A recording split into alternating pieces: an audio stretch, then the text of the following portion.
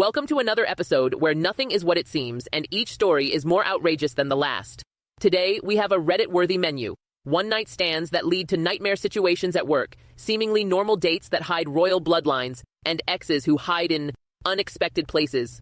Prepare to laugh, be surprised, and feel that mix of awkward and entertaining that only Reddit can give us. So, if you're ready to discover the unpredictable, settle in, because this is just the beginning. My one-night stand turned out to be my boss. It all started on one of those Friday nights when you decide to go out just to chill for a while. But to be honest, we all know you're looking for something more. My friends and I headed to the trendy bar, full of dim lights and music that made it impossible to hear yourself think. After a couple of drinks and a few exchanged glances, I saw him. An incredibly handsome guy, the kind that looks like he stepped out of an expensive cologne commercial. We looked at each other. He smiled. And before I knew it, we were talking. And not about just anything. His conversation had that spicy tone, with clever innuendos that made me smile and made the atmosphere feel more charged. The chemistry was undeniable. My friends had dispersed on the dance floor, and in a second, I found myself alone with him. We ended up at his apartment, a modern suite on a high floor with a view of the entire city. I was convinced that he was one of those important executives, but I left him there. After all, I wasn't going to ask for a resume before entering the room. The night was intense, one of those that leaves you exhausted and breathless. The next morning, we said goodbye like two adults who know how this works. A quick kiss, a knowing smile, and everyone goes on with their lives. Typical, right? But fate had other plans. On Monday, with a coffee in hand and my mind still in weekend hangover mode, I headed to the office for an important meeting. We had been told that there would be a new boss on the team, a manager who had come from another city. I entered the meeting room, adjusting my jacket, and there he was, the handsome guy from Friday night, sitting at the end of the table, smiling, as if everything had been perfectly calculated. My first thought was to disappear from the face of the earth, but there was no escape. He looked at me, and from the sparkle in his eyes, I knew he had recognized me too. We kept our composure, even though I felt like my heart was beating so loud that everyone in the room could hear it. He didn't say anything out of the ordinary, but at the end of the meeting, he came over and muttered, "I'll see you later in my office." You can imagine what I was thinking at that moment. So, after a few minutes of deep breathing and telling my brain to stay calm, I walked to his office. I walked in and closed the door. He was leaning on the desk with that half-arrogant, totally charming smile. "I didn't expect to see you here," he said, and he slowly approached, as if we were in a scene from a romantic movie. Or rather, one of those romantic scenes that end in a different kind of movie. The weeks passed, and our professional secret became almost a high-risk game. Sneaking around, furtive glances in the hallways, hidden messages during office hours, work appointments outside of work hours, until one day I discovered something I wasn't expecting. I decided to drop by his office by surprise, only to discover that there was someone else there, a girl who seemed as familiar with him as I was. They smiled and laughed with a complicity that made my blood boil. There was something in their gazes, in the way he casually touched her arm, as if everything we had shared was nothing. I froze, trying to process the scene. Suddenly, I felt a mix of rage and adrenaline running through my body, but I decided I wasn't going to lose my composure. Instead of making a scene or confronting him right away, I came up with a much better plan. I wasn't going to be the fool of the love triangle. I was going to enjoy the game and see how far it went. So, the next day, when he came to my office with that smile of his, I played my most dangerous card, a cold and perfectly calculated indifference. A few days passed, and he, confused, began to look for me more and more. But I was too busy on a call or finishing something urgent every time he showed up. The irony was delicious. He, the important boss who was used to being in control, was starting to get nervous because I wasn't paying attention to him anymore. Then, one Friday night, when almost no one was in the office, he texted me, "Can we meet at my office?" There he was, falling into his own game. I went, not quite knowing what I expected to find, but determined to maintain the mystery. I walked into his office, and there he was, looking at me with that mix of frustration and desire. Without wasting any time, he came over and took me by the waist. But instead of falling into his arms like so many times before, I pulled away, and with a playful smile, I said, "I'm sorry, but I've been invited on a date tonight. Something different." His expression changed immediately. He wasn't used to being rejected, especially in this way. He fell silent, and his pride seemed to waver. Without another word, I walked out of his office and left, knowing I had left him puzzled and frustrated. That same night, he texted me, trying to regain control. "Are you really on a date?" One text read, almost annoyed. "Have fun, but I'll make sure you regret leaving me hanging," another said. I decided to ignore them. The power he held at that moment was too tasty to let go, but the story didn't end there. On Monday, when I arrived at the office, I discovered that he had assigned me to a new project, one that required long hours, and a lot of collaboration with him. It was his way of keeping me close, and even though I knew the game was getting more dangerous, I couldn't help but feel excited. After all, what is work without a little tension? Over the next few weeks, we spent hours working together, with that tension between us growing every day. The glances, the accidental brushes, the silence laden with everything we wanted to say but didn't. Every encounter was a battle of egos and unresolved desires. I realized I had hooked him again, but this time under my own rules. Finally, one night when we were working late, he gave in and confessed, "Ever since you stopped looking for me, I haven't been able to think of anything else. Tell me, is this just a game to you?" The question surprised me. I didn't expect him, the charismatic and dominant boss, to give me control like that. I approached slowly, keeping the tension in the air, and, just when it seemed like he was going to say something that could change everything, I walked away with a smile and said, "Maybe, someday, you'll find out." I left the office that night knowing I had left him with more questions than answers. I don't know if this had a future or if it was just a whim, but I had achieved what I wanted. A dangerous game in which I, and only I, held the cards in my hand.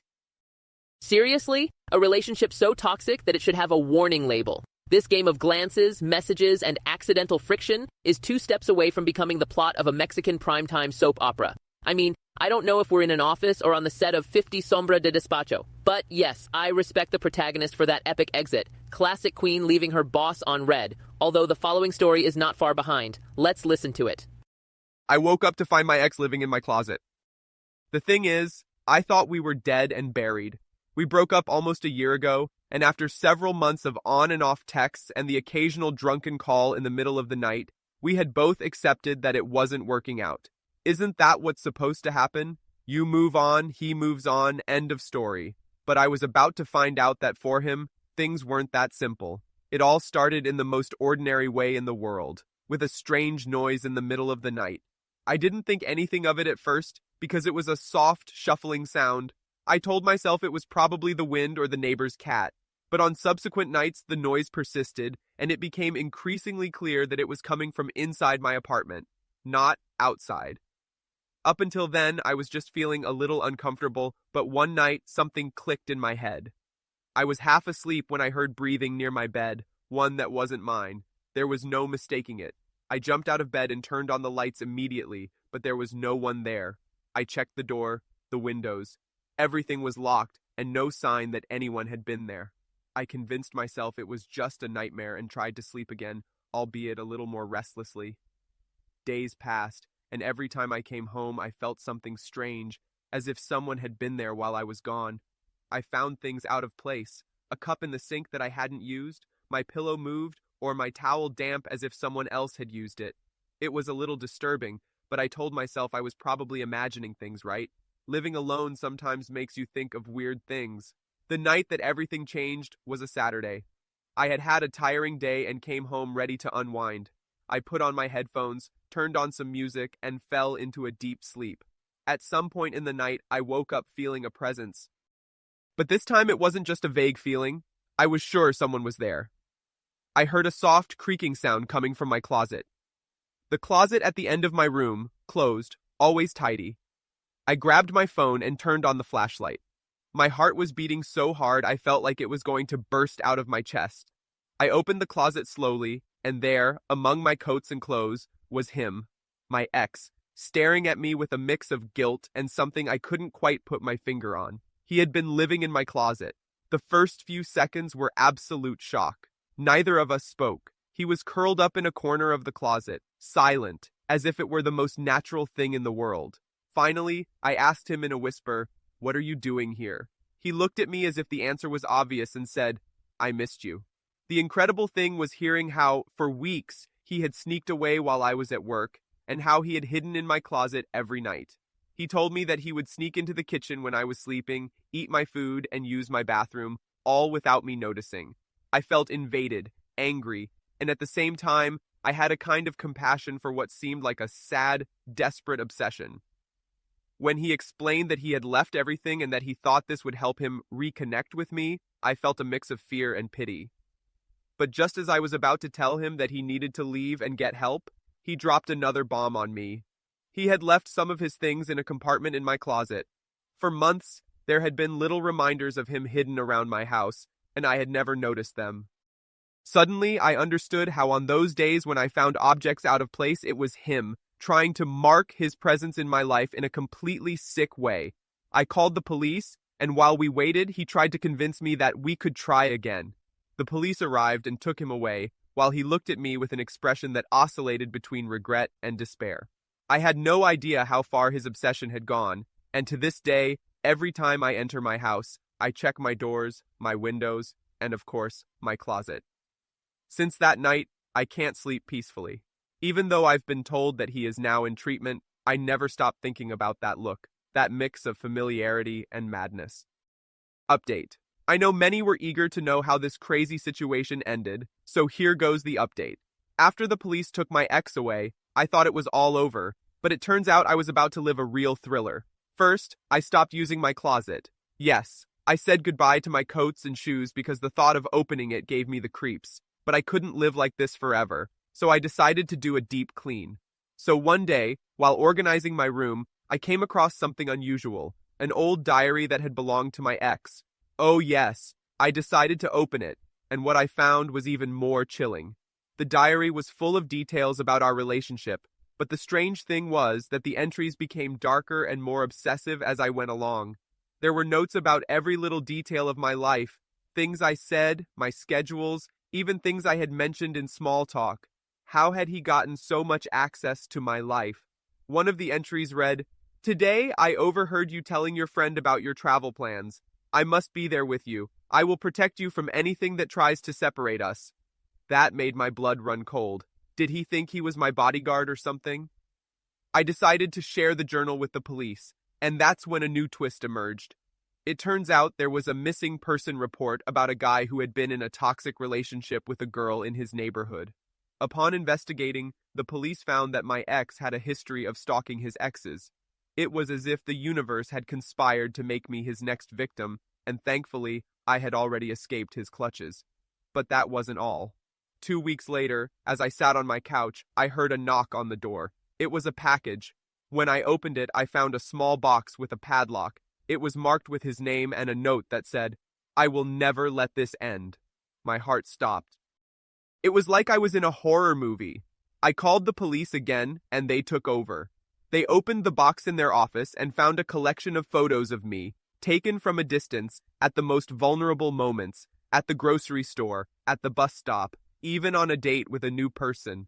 I was scared he was stalking me, and now I had proof that it wasn't just an obsession, but something much more sinister. After this, I decided to move. Not only did I need a fresh start, but also a place where I could feel safe. I went to a place I would never have imagined, an apartment complex full of artists and creators. Here, the community is strong, and I've learned to be more aware of signs I might have previously ignored. We shared stories, each one crazier than the last, and although at first I thought I wouldn't find comfort in what others had experienced, I realized that I'm not alone in this. What has shocked me the most is realizing that the person I shared so much time with, who seemed so good and kind, could have such a dark and disturbing side.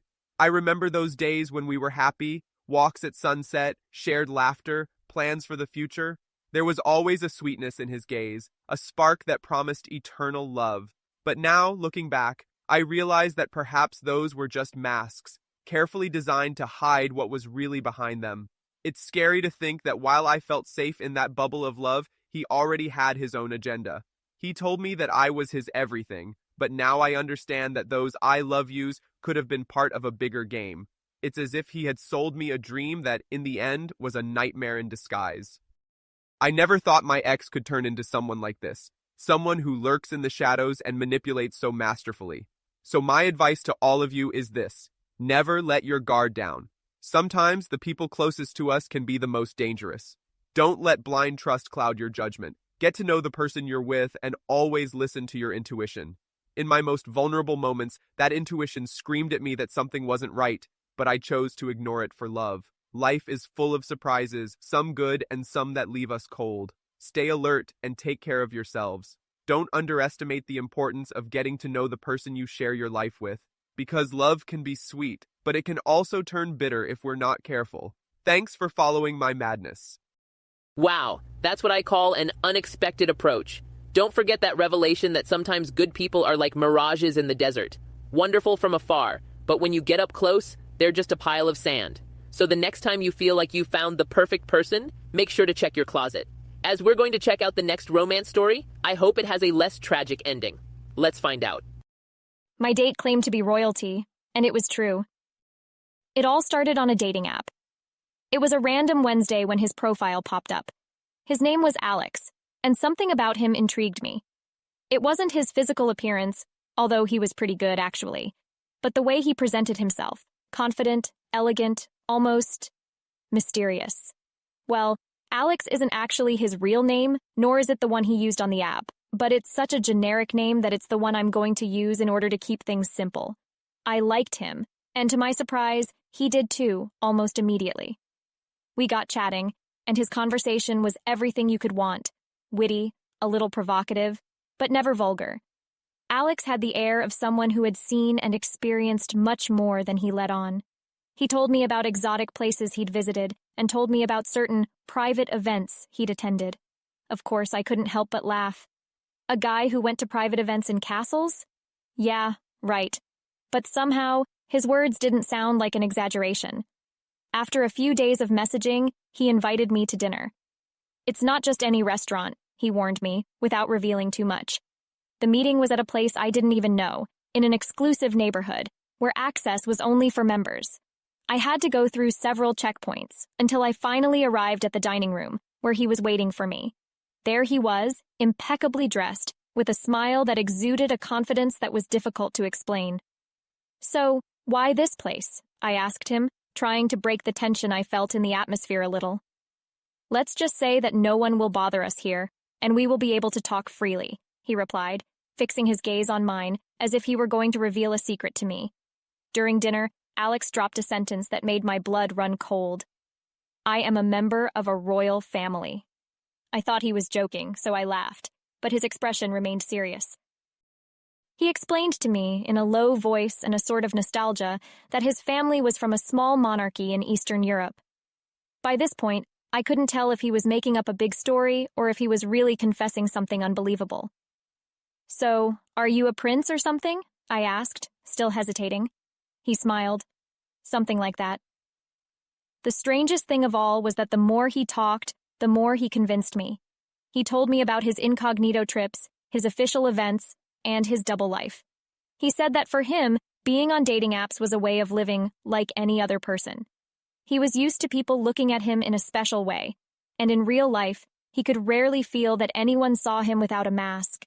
And that was what he wanted from this date: a normal night. He left me speechless. At the end of dinner, he asked me if I wanted to go somewhere even more special.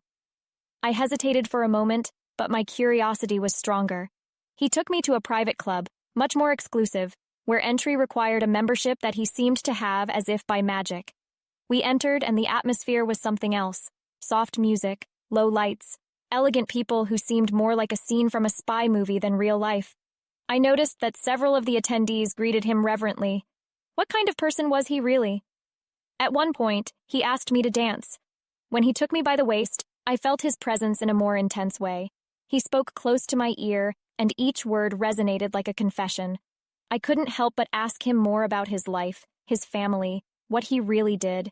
He just smiled, moved closer, and whispered in my ear, "There are things that I only reveal to those who dare to stay." The night progressed, and we ended up in a private room, just for the two of us. It was there that he showed me a small golden badge he pulled out of his pocket. It was a sort of shield with an intricate design. He explained that this symbol was only possessed by members of his immediate family. "I don't show this to just anyone," he whispered, as he took my hand and placed the badge in my palm. It was warm to the touch, as if it carried all the energy of his lineage. It was at that instant that a serious-looking man, dressed in black, entered and approached Alex with a sort of urgency in his gaze. They spoke in low voices, in a language I didn't understand, but that sounded ancient and powerful. Alex's expression changed, from a relaxed tone to one of concern. Suddenly, the atmosphere between us transformed into something much more serious and tense. A tall man, dressed in a dark suit and sunglasses, appeared at the entrance of the hall. He had been watching us from afar for several minutes, but now he approached with determination. He spoke to Alex in a language I didn't recognize, but the message was clear. Something urgent was going on. Alex frowned and nodded stiffly. He looked back at me and, in an urgent but controlled tone, said, "We need to go. I can't give you too many details right now, but it's important that you trust me." I tensed up. This wasn't a game anymore, and I was beginning to realize that I wasn't as comfortable as I'd thought. It was all getting too strange, too fast. But my curiosity and adrenaline were stronger than my caution.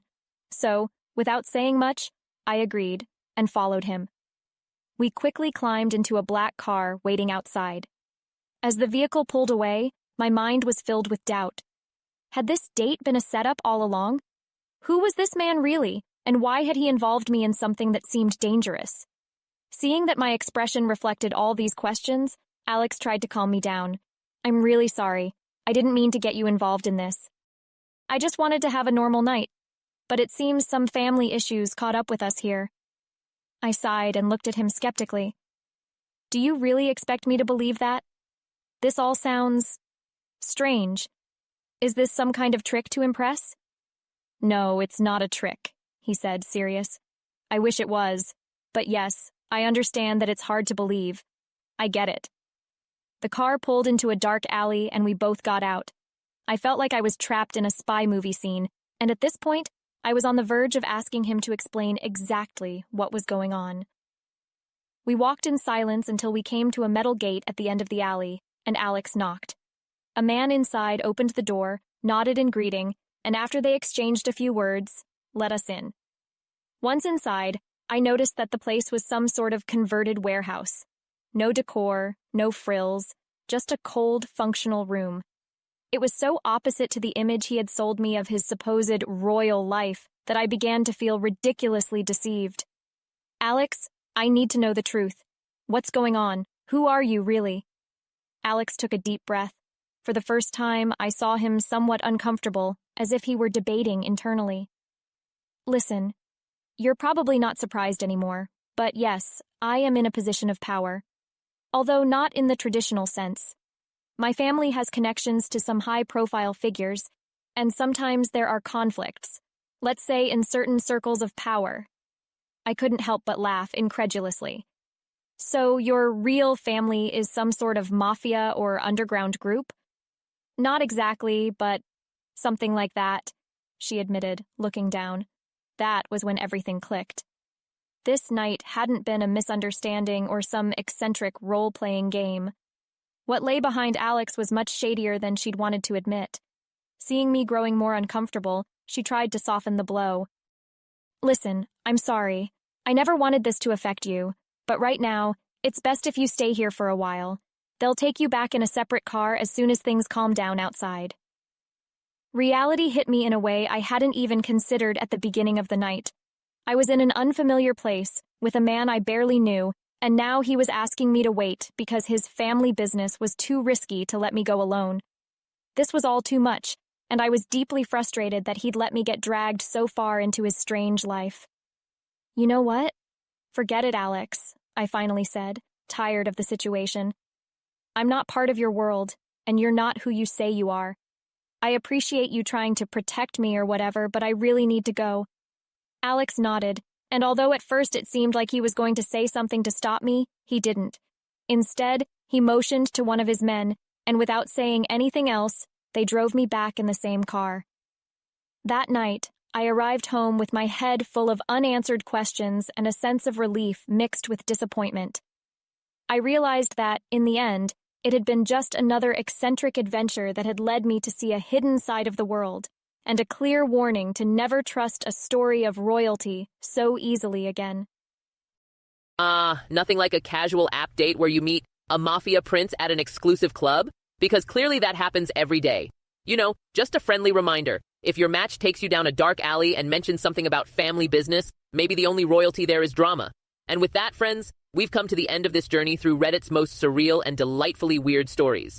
If you want to make sure you don't miss a single one of these gems that only the internet can give us, subscribe to the channel and join this community of seekers of the unexpected. Give it a thumbs up if any story made you laugh or think, what the heck? And don't forget to leave us your comments. What would you do in each of these situations? See you in the next episode, where we'll explore even more of the weird, the comical, and the, well, downright crazy. Until next time.